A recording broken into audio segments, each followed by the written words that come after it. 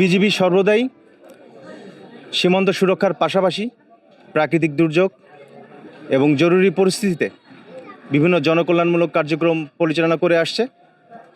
এরই ধারাবাহিকতায় সুনামগঞ্জ জেলায় রিসেন্টলি যে অতিবৃষ্টি এবং প্রাকৃতিক দুর্যোগের কারণে সীমান্তবর্তী এলাকার যে অসহায় এবং দরিদ্র জনগোষ্ঠী আছে তাদের স্বাস্থ্যসেবা নিশ্চিতকল্পে সুস্থ জীবন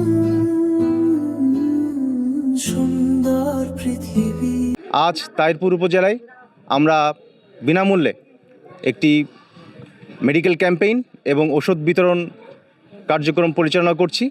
এখানে বিজিবি হতে আগত মেডিকেল অফিসার এবং উপজেলা হতে আগত মেডিকেল অফিসারগণ প্রায় 5 শতাধিক পুরুষ, নারী এবং শিশুদেরকে বিনামূল্যে চিকিৎসা প্রদান এবং ওষুধ বিতরণ করছে।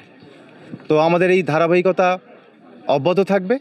বর্ডার গার্ড বাংলাদেশ সীমান্ত সুরক্ষার পাশাপাশি সর্বদা আর্তমানবতার সেবায় এবং সীমান্তবর্তী এলাকার মানুষদের পাশে ছিল, থাকবে।